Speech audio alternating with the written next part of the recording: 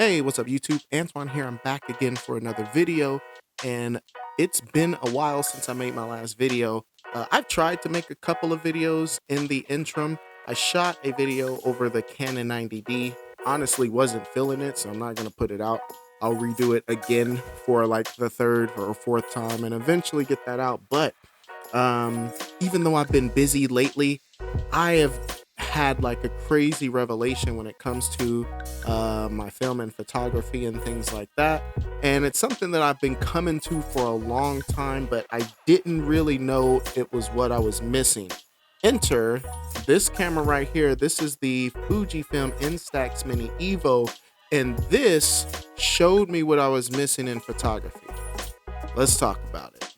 Okay, so the Fuji Instax Mini, this is an instant camera in Fuji's instant line. They base it on three types of film that they use for their cameras. This one takes the mini film, so this is kind of like the Mini 9, the Mini 11, the Mini 40, all of those mini cameras. They also have a square format and a wide format, and they have cameras that shoot those formats as well. So this camera is, as I mentioned, an instant film camera, and I think film has been the missing link for my photography. It's the next evolution. It's the one thing that I haven't really dived into since I started taking films and photography. So much has this camera put me down the rabbit hole of shooting film that I have bought several film cameras. I started thrifting film cameras.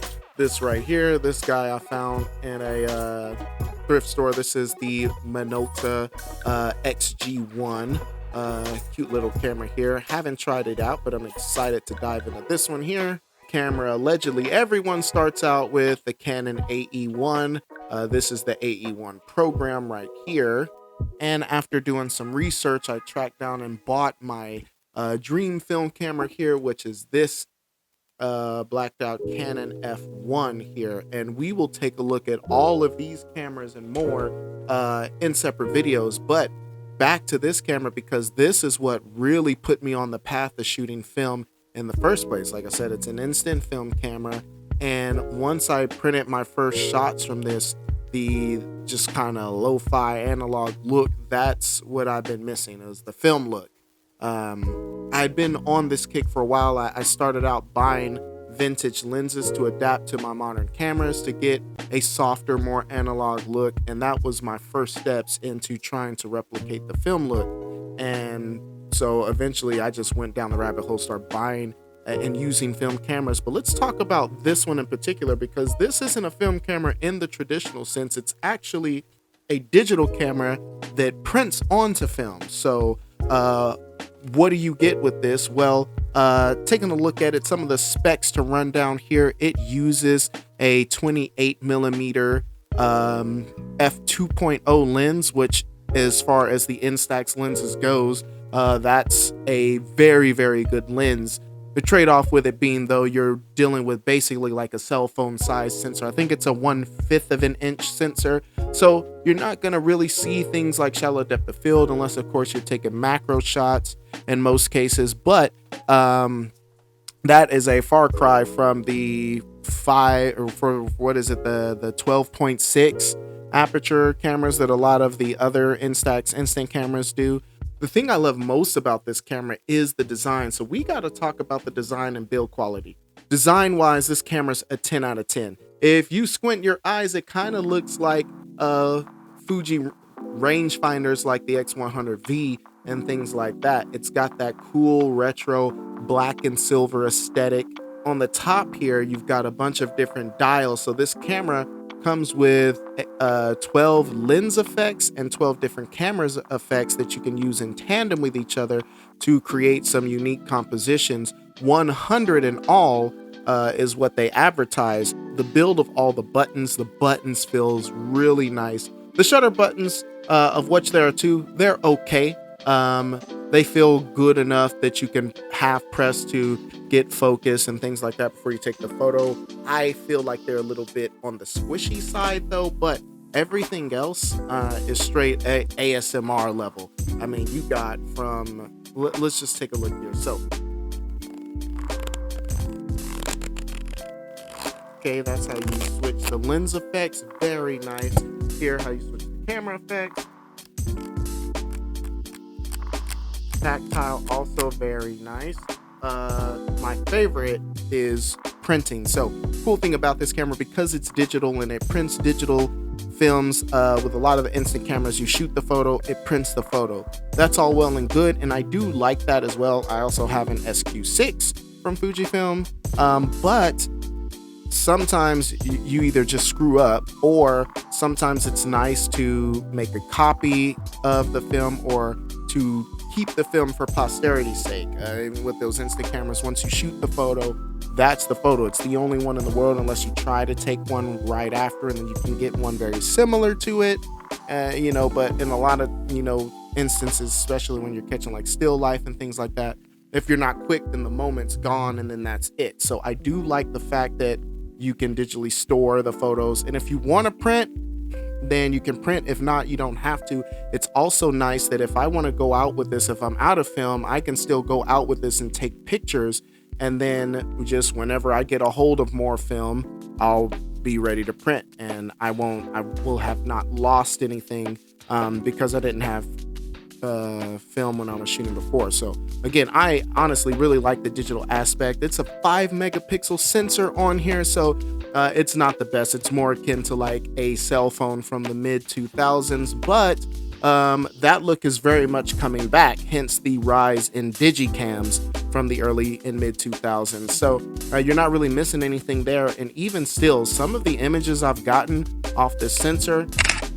especially using it in tandem with the lens and the camera effects, I've got some really cool stuff out of this camera. Some of my favorite photos I've ever taken, I've taken with this camera already. So huge plus. Again, the ergonomics are fire. It doesn't have a viewfinder, but this camera was meant to be held in vertical mode. On the back, you have this little notch where your thumb goes, and your thumb sits comfortably in that notch, so you can take photos with the shutter button that's affixed to the front, and you just hold the camera like this and fire off your shots. It's actually very comfortable to hold that way, but the traditionalists, you can also hold it in this way as well. You can take your verticals like that if you want, because it's got a shutter button on the top. Again, a lot of thought went into the design of this camera, and it shows. This is a fantastic piece of kit. On the bottom here, you've got your charging port and your SD cable. I would have liked to have seen some kind of removable battery solution, as eventually this battery will go out, and you'll need to take it in somewhere to get it replaced or buy another camera. But like I said, it recharges quickly and it holds a charge for quite a long time, so I'm not mad about it. Next to it, you got an SD card slot. Something like an 8 or 16 gig SD card in here will net you somewhere like 25,000 photos is what I got here that I can store. Again, these are 5 megapixel JPEGs, so they're not taking up storage. It does have a few megabytes of internal storage, of which you can store up to about 40 to 50 photos without a memory card. So that's what I did the first day I got it and tested it out, and that got me through like my first day before I went and bought a memory card for it. Okay, so let's talk about some of the cons. There's not many, but a couple of things they can improve on this to make this the perfect camera. If they ever come out with an Instax Mini Evo 2, I'm definitely buying that the first day. So what can we ask for from an updated version of this camera? First off, the lens. I would like to see a better lens on here. The cool thing about the Instax Mini Evo is you can use it as a straight up printer. So I've taken pictures with a proper camera, sent them to my phone, and then connected to the camera on my phone via the Bluetooth, and printed out some stunning photos. And the Instax Mini film, it can handle quite a bit of quality and quite a bit of information. I mean, I've taken pictures on my 90D with some high dollar glass, shot the photos, they look fantastic, print them off. Photos from my Lumix S5, photos from that I've taken with the phone camera itself. And so all of those options look better than the internal lens coming out of here. I think it's just like a little plastic lens. I would like to see a glass lens, maybe with a larger sensor. so we can get, more of a professional look. Again, I would pay more for that. And that's also really not the point of this camera. The point of this camera is just to have fun.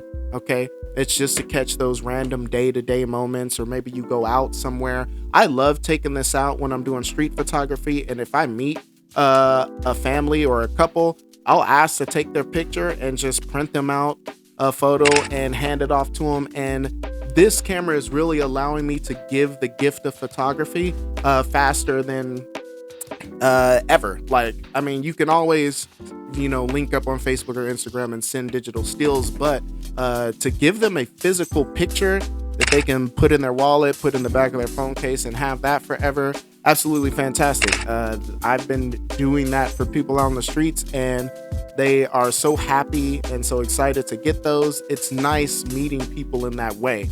And so this camera is it's a very social camera. It's very fun. That's what this camera is all about. And so I feel like it gets a lot of criticism for not being professional enough. While I would like for it to be a little bit more professional, I'm totally fine with it in its current iteration, okay, because that's what it was for. So all in all, this is a camera you can buy for $199. They're starting to go up in price because I don't think you can get these anymore, and people are really starting to catch on to these cameras. So I've seen them on eBay as high as like $250, $300, complete in box, not even new, just complete in box. I was lucky and got this on Facebook for $125. Mine was in the box. It looked pretty much brand new, so I don't even know if she had used it. Came with some film, and I got to shooting. It was awesome. But so you'll do some looking, but I think you can still find this. If you are paying, if somebody's trying to give you more than $300, that's too much. At most, I'd probably pay $250 for this camera. I expect the price to go up a little bit with the scarcity of it, but people are straight up scalping on that. So I'm gonna go ahead and start winding down on this video. Again, I just wanted to talk and say hello. This camera has awakened a whole nother aspect of photography for me. Again, I had never shot film before getting a hold of this camera, and like I said, so much so that it finally clicked for me. That's what I'm looking for. I'm looking for the film look now. I've been doing things like softening up images in post, kind of playing with grain a little bit, buying vintage glass to put on my cameras. I've been trying to get the film look. I've been buying film cameras to get the film look with, teaching myself how to shoot 35 millimeter. That's what I'm missing, and this really awakened that for me. So who is this camera for? Definitely somebody, if you're wanting to get into film, starting off with instant film, I think is a great gateway to that. Also, like, people who just want to have kind of like an everyday shooter like this. It's actually pretty small and compact. If I'm wearing sweats, or if I'm wearing like cargo pants, I mean, it fits in the cargo pant pocket. It'll fit in my sweats pocket. It fits easily into my small day bag, and I just take it with me, man, and capture moments as they happen. If it's a really fun moment, or if I'm with somebody, I can print out the photo even and give it to them.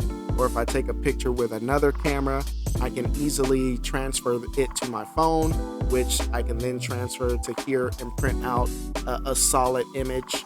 This is a fantastic camera, 10 out of 10 experience for me. I definitely recommend it.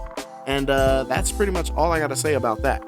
Okay, guys, but that's all I got for this little review, kind of overview of this camera, of why I like it. If you like this content, though, go ahead, hit that like button and subscribe. If you haven't done so already, you'll be glad you did. I do believe that's all I got for you.